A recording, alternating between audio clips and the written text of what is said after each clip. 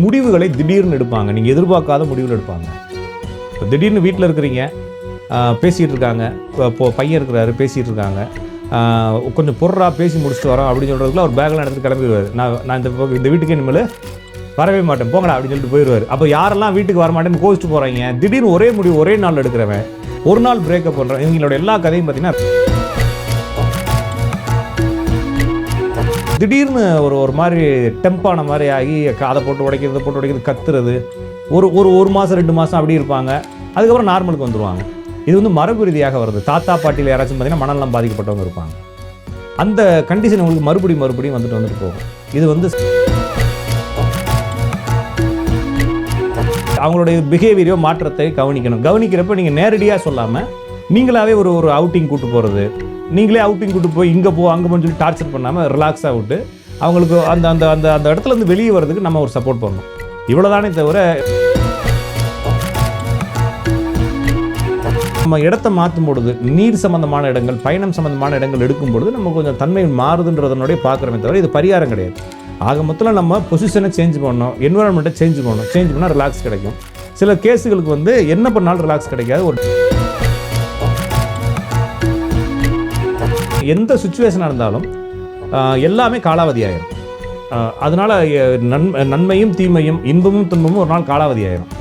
அப்போ அது காலாவதி ஆகிறதுக்கப்புறம் நல்லது வந்துடுன்றதுனால கொஞ்சம் தாக்கு பிடிச்சி ஓடணும். எந்த டிசிஷனையும் அவசரப்பட்டு எடுக்கக்கூடாது.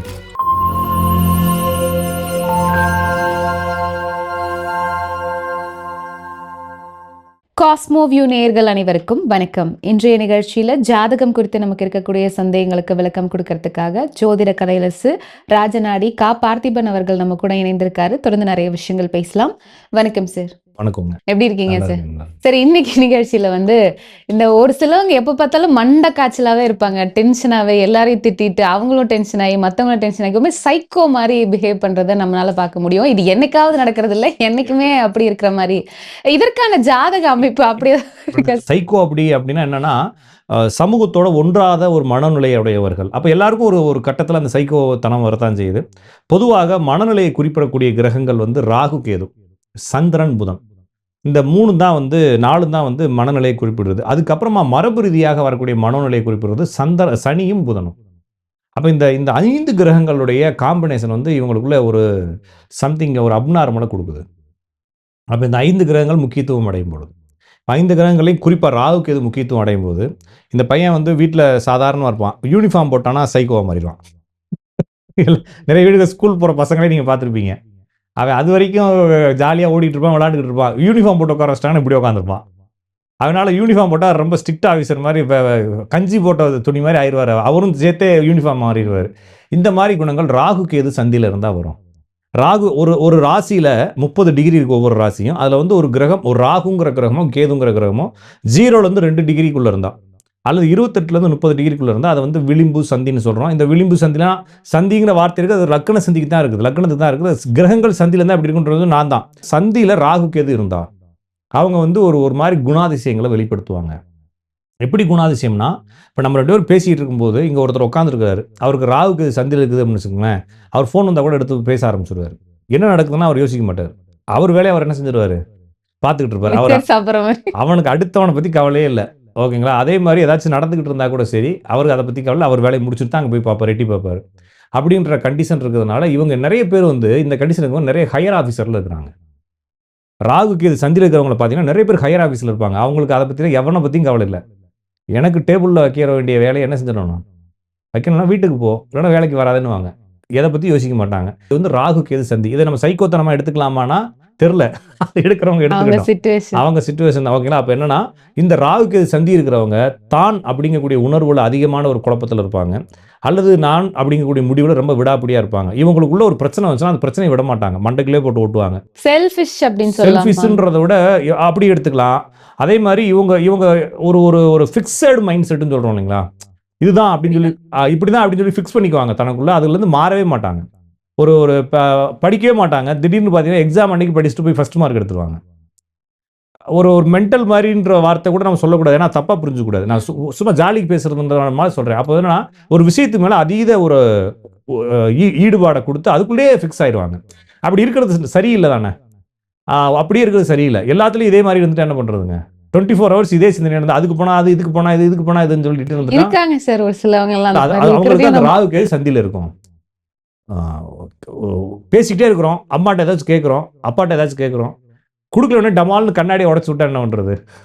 ஓகேங்களா? வேலை வேலை முடிஞ்சு அவன் வேலை முடிஞ்சுல, கண்ணாடி உடச்சுன்னா வீட்டில் போனால் பயந்துருவாங்க, பயந்து வேலையை முடிச்சு விட்ருவாங்க. இவர் கண்ணாடி போச்சுன்னா அவருக்கு என்ன கவலை, காசு வாங்கிட்டு அவர் கிளம்பிடுவாருன்ற மாதிரி இந்த குணம் வந்து ராகு கேது சந்தியில் இருக்கிறவங்களுக்கு நடக்கும். அதே மாதிரி முடிவுகளை திடீர்னு எடுப்பாங்க, நீங்க எதிர்பார்க்காத முடிவுகள் எடுப்பாங்க. இப்போ திடீர்னு வீட்டில் இருக்கிறீங்க, பேசிகிட்டு இருக்காங்க, இப்போ பையன் இருக்கிறாரு பேசிகிட்டு இருக்காங்க, கொஞ்சம் பொருளா பேசி முடிச்சுட்டு வரோம் அப்படின்னு சொல்கிறதுக்குள்ள அவர் பேக்கெல்லாம் எடுத்துட்டு கிளம்பிடுவார். நான் இந்த வீட்டுக்கு இனிமேல் வரவே மாட்டேன் போங்கடா அப்படின்னு சொல்லிட்டு போயிடுவார். அப்போ யாரெல்லாம் வீட்டுக்கு வர மாட்டேன்னு கோவிச்சுட்டு போகிறாங்க, திடீர்னு ஒரே முடிவு ஒரே நாள் எடுக்கிறவன், ஒரு நாள் பிரேக்கப் பண்ணுறேன், இவங்களோட எல்லா கதையும் பார்த்தீங்கன்னா ராகு கேது சந்தியில் இருக்கும்.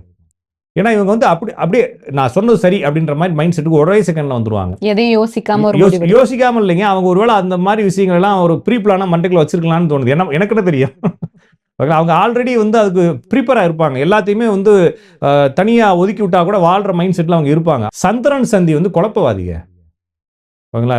அப்படியே ஒரு மண்டை காய்ச்சலாவே சுத்துறது, இங்க ஒன்று பேசிட்டு இருக்கும்போது பேசிக்கிட்டு இருக்க நம்மளுடைய கருத்தை நம்மளே ஆப்போசிட் பண்ணி பேசுறது, இப்படி ஒரு முடிவு எடுக்கிறது, அப்புறமா அந்த முடிவு தப்புன்னு நம்மளாவே கை விட்டுறது, ஒரு முடிவை ஸ்டெமினாவோட எடுக்கிறதுல, ஒரு குடும்பத்துக்குள்ள பிரச்சனைக்கு போய் உட்காந்து பேசுறது, இவங்க அழுதுட்டு வந்துடுறது. அப்போ இந்த மாதிரி ஒரு மாதிரி குழப்பமான கேஸு, ரொம்ப சென்சிட்டிவான கேஸு, ரொம்ப ஒரு மாதிரி தொட்டாசினிங்கி கேஸுகள், இவங்கெல்லாம் வந்து இந்த சந்திரன் சந்தியில் இருக்கிறவங்க. புதன் சந்தியில் இருக்கிறவங்க எதையுமே கம்யூனிகேட் பண்ண தெரியாது, நினைப்பாங்க சொல்ல தெரியாது, சொல்ல வரதா இவங்களுக்கு வெளியே ப்ரெசென்ட் பண்ண தெரியாது, பேச தெரியாது, செயல்பட தெரியாது. இந்த மாதிரி ஒரு கம்யூனிகேஷன் எரர் அப்படிங்கிறது வரும்.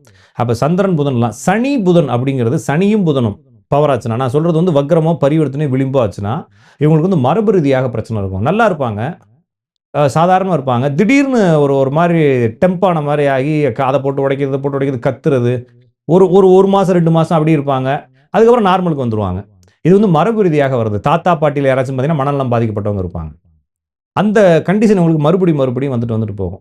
இது வந்து சனி புதன் காம்பினேஷன், அல்லது சனி புதன் வக்ரம் பரிவர்த்தனை விளிம்பில் இருந்தால் மரபு ரீதியாக அந்த அந்த தன்மை அப்படியே உங்களுக்கு மரபு ரீதியான தன்மை வரும். அப்போ இந்த 5 கிரகங்களுடைய வேல்யூ, வக்ரம் பரிவர்த்தனை விளிம்பு, சனி சந்திரன் வக்ரமாகாது, ராகு கேது வக்ரமாகாது, மீது எல்லாமே வக்ரமாகும், மீது எல்லாமே பரிவர்த்தனையாகும், சந்திரன் நிற்கும். இந்த கிரகங்கள் சந்திரன்னா இந்த பலன்கள்லாம் நடக்கும். அப்போ ஒரு மனிதனுடைய மனம் அப்படிங்கிற விஷயங்கள் அப்போ என்ன செய்யலாம் அப்படின்னா, ராகு கேது சந்திங்கிறது தனி கேரக்டர், அவங்க வந்து மேலே பவருக்கு போயிட்டோன்னு விட்டுறலாம். மீதி எல்லா கேரக்டருமே கொஞ்சம் கவனிக்கப்பட வேண்டிய கேரக்டர், கொஞ்சம் அவங்கள கேர் எடுத்துக்கணும், ஆறுதலாக இருக்கணும், சப்போர்ட்டிவாக இருக்கணும். ஏன்னா இவங்க வந்து தாழ்வு மனப்பான்மையினால், சொசைட்டினால், சுற்றி இருக்கக்கூடிய அந்த சர்க்கம்ஸ்டன்ஸ்னால டேமேஜ் ஆகிருக்கிறாங்கன்னு அர்த்தம். அது ஒன்று. இதுக்கப்புறம் இன்னொரு கண்டிஷன் என்னன்னா, குரு சந்திரன்.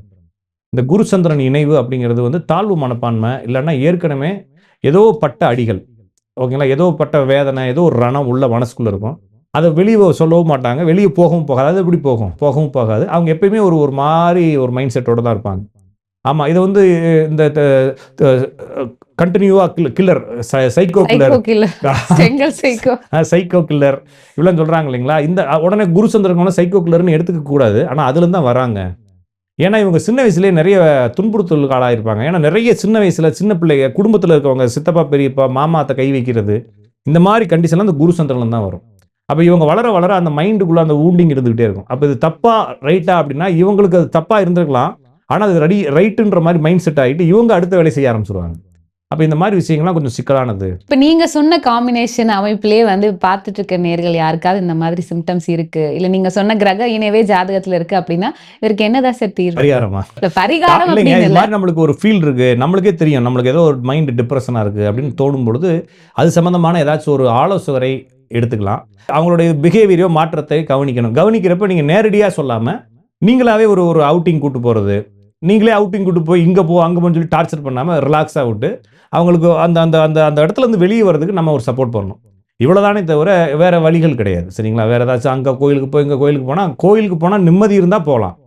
நிம்மதியே கோயிலில் இல்லைன்னு நினைக்கிறவனை கூட்டு போய் என்ன பண்ண போகிறீங்க இல்லைங்களா? அப்போ உங்களுக்கு நிம்மதி இருந்தால் கோயிலுக்கு போங்க, அவனுக்கு பிரச்சனை இருக்குதுல்ல, அவன் அங்கே போய் ஒருவேளை அங்கே போய் டிஸ்டர்ப் ஆகலாம். அப்போ அதுக்கு வழி இல்லை, உங்களுக்கு டைரெக்டான வழி அப்படிங்கிறது அவங்களுக்கு ஏதாச்சும் மாற்றங்களை கொடுக்கலாம். மேக்ஸிமம் இந்த சந்திரனுடைய பிரச்சனை, ராகு பிரச்சனை லாங் ட்ரிப் எடுக்கும்போது சரியாகிறத பார்க்குறேன். தொலைதூர பயணங்கள் இருக்கு இல்லைங்களா, 2-3 நாள் இல்லைங்க, ஒரு நாள் கூட போயிட்டு வரலாமே. காலைல போயிட்டு நைட்டு வந்துடலாம், போயிட்டு அப்படி வரலாம். இல்லாட்டினா நான் வந்து ஒரு தடவை அப்படி தான் சொன்னேன், நீங்கள் வந்து கடற்கரை ஓரமாக நீங்கள் போயிட்டு வந்தால் கொஞ்சம் ரிலாக்ஸ் இருக்குன்னு சொல்லி ஒருத்தருக்கு சொன்னேன். அவர் வந்து அடுத்த வாரம் ஃபோன் பண்ணுறாரு, நம்ம நீங்கள் சொன்ன மாதிரி திருச்செந்தூர் முருகன் போயிட்டு வந்தேன்னு சொல்லிட்டாரு. நான் எப்பயா சொன்னேன்னா, நீ தான் கடற்கரை ஓரம் போயிட்டு வர சொன்னீங்க, நான் ஜோசிக்காரனால கோயில் தான் போகணும்னு அவசியம் இல்லை, நீங்கள் ரிலாக்ஸாக அங்கே பீச்சுக்கு கூட போகலாம். அதாவது வந்துங்க, நம்ம இடத்த மாற்றும் பொழுது, நீர் சம்பந்தமான இடங்கள், பயணம் சம்பந்தமான இடங்கள் எடுக்கும் பொழுது நம்ம கொஞ்சம் தன்மை மாறுதுன்றதனுடைய பார்க்குறமே தவிர இது பரிகாரம் கிடையாது. ஆக மொத்தத்தில் நம்ம பொசிஷனை சேஞ்ச் பண்ணணும், என்விரான்மெண்ட்டை சேஞ்ச் பண்ணணும். சேஞ்ச் பண்ணால் ரிலாக்ஸ் கிடைக்கும். சில கேஸுகளுக்கு வந்து என்ன பண்ணாலும் ரிலாக்ஸ் கிடைக்காது. ஒரு டாக்டரை பார்த்து தான் சரியாக இருக்கும். நிறைய டாக்டர்ஸே என்கிட்ட இந்த இதுக்கு வராங்க. ஏன்னா அவங்களுக்கும் அதே கிரகம் தான் இருக்கும். அப்போ அவங்களுக்கும் அந்த பிரச்சனைகள் இருக்குன்றதுனால அவங்களும் வராங்க. மேக்ஸிமம் இது வந்து ஒரு டாக்டர் அட்வைஸ் எடுத்துக்கிறது, இல்லைன்னா நம்மளுடைய பிரச்சனையை யார்கிட்டயாச்சும் சொல்கிறது. அது கேட்குறாங்களோ கேட்கலையோ நம்ம உட்காந்து சொல்லிடுறது. குறிப்பாக வீட்டில் அப்பா அம்மாட்ட சொல்லலாம், இல்லைன்னா ஏதாச்சும் பெஸ்டி இருப்பாங்க சொல்லலாம். பெஸ்டிகிட்ட சொல்லி அதுவே சிக்கலாயிடக்கூடாது. ஆமா சார். இப்ப எல்லாம் வெளியே சொன்னாதான் சார் வெளியே பிரச்சனை. வெளியே சொல்லாமல் அப்பா அம்மாட்ட சொல்லலாம், இல்லைன்னா யாராச்சும் ஒரு அதே ஜெண்டர் இருக்கக்கூடிய நண்பர்கள்ட்ட சொல்லலாம். அது பிரச்சனை வராது. ஆப்போசிட் ஜெண்டர்கிட்ட சொன்னால் தான் பஞ்சாயத்து ஆகிப்போம். அதே ஜெண்டரில் இருக்கவங்க சொல்லலாம். இது மாதிரி சொல்கிறது மூலமாக கொஞ்சம் ரிலாக்ஸ் கிடைக்கும்னு பார்க்கலாமே தவிர, இதை வந்து சைக்கோ அப்படிங்கிற மாதிரியோ இல்லைனா மென்டல் டிப்ரெஷன் அப்படிங்கிற மாதிரி எடுத்துக்காமல், சூழலில் இவங்களுக்கு இப்படி தான் இருந்திருக்காங்க, இவங்களை சரி பண்ணுறதுக்கு சூழலை சரி செய்யணும், அவ்வளோதானே தவிர இது சரி செய்யவும் சில நேரத்தில் முடியறது இல்லை. அது கொஞ்சம் அனுபவிச்சு தான் கிடக்கணும். அப்போ இன்னொரு விஷயம், எந்த சுச்சுவேஷனாக இருந்தாலும் எல்லாமே காலாவதி ஆயிரும். அதனால நன்மையும் தீமையும், இன்பமும் துன்பமும் ஒரு நாள் காலாவதி ஆயிரும். அப்போ அது காலாவதி ஆகிறதுக்கு அப்புறம் நல்லது வந்துடும்ன்றதுனால கொஞ்சம் தாக்கு பிடிச்சி ஓடணும். எந்த டிசிஷனையும் அவசரப்பட்டு எடுக்கக்கூடாது. ஒரு பிரேக்கப் மோடோ இல்லைனா விட்டுட்டு போயிடலாமா, ஒரு கிவ் அப் மோடோ எதுவுமே வந்து நீங்கள் என்ன செய்யக்கூடாது, அவசரப்பட்டு எடுக்காமல் சரி இழுத்துட்டு போகட்டும், சரி பண்ணுவோம் அப்படின்னு சொல்லி தள்ளி போகணும். இந்த ஜாதக அமைப்புகள் குடும்பத்தில் தான் நீங்களும் அவங்களுக்கு சப்போர்ட் பண்ணணும், அவ்வளோதான். ஒருவேளை குடும்பத்தில் எல்லாருக்கும் இருந்துச்சுன்னா என்ன செய்யறது, ஒன்றும் செய்ய முடியும். பக்கத்து வீட்டுக்காரன் தான் சப்போர்ட் பண்ணுன்ற மாதிரி ஏதாச்சும் ஒரு கஷ்டம். அதாவதுங்க இது விதி, இதைத்தான் அனுபவிக்கணும்னு வந்திருக்கோம். அது சில விஷயங்கள் தவிர்க்க முடியாது. எல்லாத்துக்கும் வழி தெரிஞ்சால் நம்ம எல்லாத்தையும் மூடிடலாம் இல்லையா?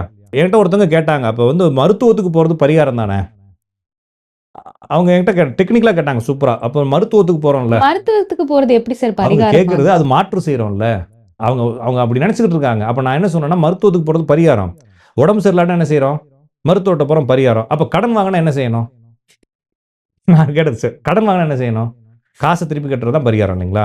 ஆனால் நீ என்ன சொல்கிறேன்னா கோயிலுக்கு போக சொல்கிற. அப்போ நீ மருத்துவத்துக்கும் கோயிலுக்கு போக சொல்லல. மருத்துவம் வரும்போது அது என்னென்னா உணவை ஒரு ஒருங்கமைப்பு ஒழுங்குபடுத்தி கொடுக்குறோம், அதுதான் மருந்து. அப்போ உணவையோ இல்லைனா இன்டேக் எதையோ ஒன்று ஒழுங்குபடுத்தி கொடுக்குறோம். அது மாதிரி நீ கடன் வந்தால் கடனை நேரடியாக கொஞ்சம் ரிஸ்க் எடுத்து ஓட்டி பார்த்து மூட்டை தூக்கி ஏதாச்சும் சாக்கடைக்கு அள்ளி சம்பாரிச்சு கட்டுன்னு சொல்லலாம். அதுதான் பரிகாரமாக நீ எடுத்து செய்யலாம். நீ கோயிலுக்குள்ள அனுப்புகிற. அப்போ ஒரு குடும்பத்தில் பிரச்சனை அப்படின்னா உட்கார வச்சு கவுன்சிலிங் பண்ணி பஞ்சாயத்து பண்ணணும். செட்டானா பாருன்னா அவுத்து விட்டு போன்ற மாதிரி இருக்கணும். அது இப்போ இது அப்படி பண்ணலையே, இங்கே எங்கேயும் அப்போ என்னென்னா ரெமெடிஸ் அப்படிங்கிறது டைரெக்டாக அந்த செயல்பாடுகளில் தான் ரெமெடிஸ் கிடைக்கும். மற்றபடி நீங்கள் வந்து இங்கே இருக்கக்கூடிய புண்ணுக்கு பக்கத்து வீட்டுக்காரன் மண்டையில் மருந்தடவுனா ஒன்றும் ஆகாதுன்றதை புரிஞ்சுங்க. நிச்சயமா நிறைய விஷயம் எங்களுக்காக சொன்னீங்க. ரொம்ப நன்றி, வணக்கம்.